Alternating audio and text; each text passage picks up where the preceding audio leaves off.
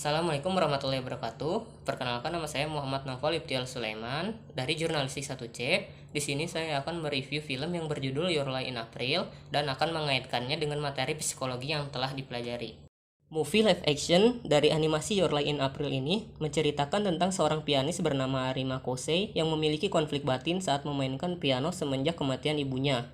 Hal itu terjadi karena Arima Kosei mempunyai kenangan masa kecil yang buruk. Dari kecil, Arima Kosei selalu berlatih piano hingga berjam-jam.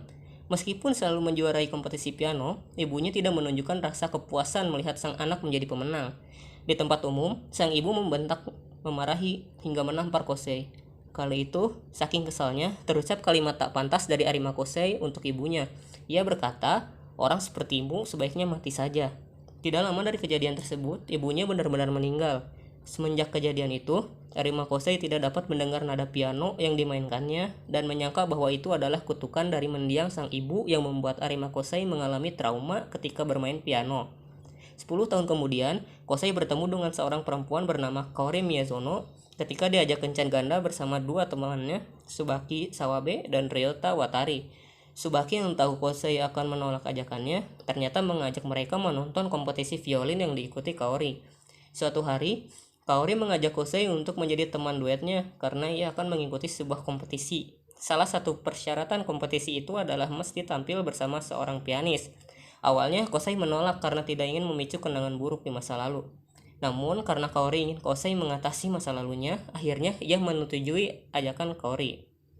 Saat penampilannya, Kosei bisa melakukannya dengan baik. Karena Kosei biasanya bisa mendengar suara pianonya di awal, tapi sampai pertengahan saja, suaranya akan menghilang. Dan tentu saja di pertengahan ia tidak bisa mendengar suara pianonya lagi. Ia terus bermain dengan mengingat nada di kepalanya, tapi permainannya menjadi kacau dan Kaori sulit mengikutinya. Daripada mengacau Kaori, Arima memutuskan berhenti bermain. Tapi Kaori malah berhenti juga. Yang Kaori inginkan adalah bermain bersama Kosei. Jadi mereka mengulangi sekali lagi. Kaori diundang untuk kompetisi selanjutnya dan ia ingin Kosei tetap menjadi pengiringnya. Lagu pilihan Kaori itu adalah lagu favorit ibu Kosei. Tentu saja lagu itu mengingatkan Kosei pada ibunya. Padahal ini adalah kompetisi Kaori. Kosei hanya pengiring, tapi ia ingin memainkan lagu itu dan jadilah Kosei main sendiri di panggung kompetisi biola. Di sini Kosei akhirnya merelakan kepergian ibunya. Lagu Selamat Tinggal untuk ibunya. Kaori memutuskan untuk tampil membawakan lagu berjudul Love Sorrow. Di tengah penampilannya, Kaori tiba-tiba tidak sadarkan diri. Kosei jadi tahu bahwa ada hal yang dirahasiakan Kaori. Singkat cerita, ternyata Kaori masuk rumah sakit. Katanya dia jatuh saat itu karena terlalu bersemangat. Tapi tentu saja itu tidak benar, karena kita bisa melihat kalau penyakit Kaori tidak seringan itu. Ia bahkan kehilangan kemampuannya untuk berjalan. Meski begitu, keesokan harinya ia diizinkan keluar rumah sakit. Orang yang ia temui adalah Kosei. Ia ingin membuat kenangan bersamanya. Dan saat malam mereka pergi ke sekolah. Kaori berbohong kalau tasnya tertinggal di sana. Padahal ia hanya ingin melihat mejanya untuk terakhir kalinya.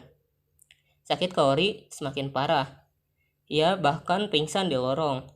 Kosei menerima surat terakhir dari Kaori, di mana Kaori menjelaskan kebohongannya. Sebenarnya, ia sudah mengenal Kosei sejak kecil, dan Kosei adalah alasan kenapa ia ingin bermain biola. Tapi begitu ia bisa bermain, Kosei malah berhenti bermain piano. Ia bertemu dengan Kosei lagi saat SMA, dan ia ingin mendekati Kosei, tapi Kosei sangat akrab dengan Watari dan Tsubaki. Karenanya, ia merasa tak punya tempat.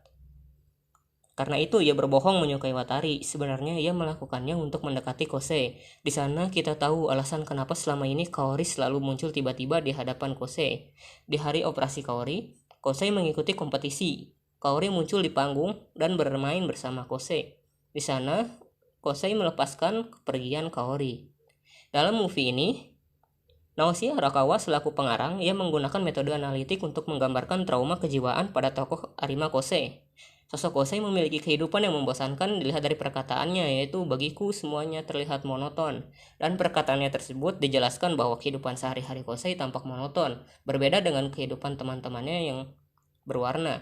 Seperti tuts piano yang identik dengan warna hitam putih, begitulah kehidupan yang ia jalani. Kosei mengalami trauma sehingga membuatnya membenci piano. Meskipun dia membenci piano, tapi ia tidak bisa lepas dari piano. Karena piano sudah ada di dalam diri Kosei. Trauma psikologis yang dialami Kosei ini bisa saya kaitkan dengan materi pembelajaran psikologis disorder.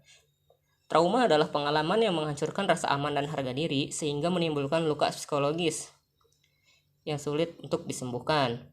Jika seseorang mengalami trauma, maka rasa aman dan nyaman akan menghilang dalam menjalani kehidupannya sehari-hari. Dalam cerita ini ada pesan moral yang bisa diambil, yaitu Ibu Kosei pastinya ingin membuat anaknya menjadi anak yang hebat dan memberikan yang terbaik untuk Kosei. Namun jika terlalu memaksa dan menekan anak juga tidak baik. Dari sisi Kosei sendiri, terlihat bentuk penekanan yang terlalu berlebihan akan membuat trauma psikologis. Mungkin itu saja. Terima kasih. Wassalamualaikum warahmatullahi wabarakatuh.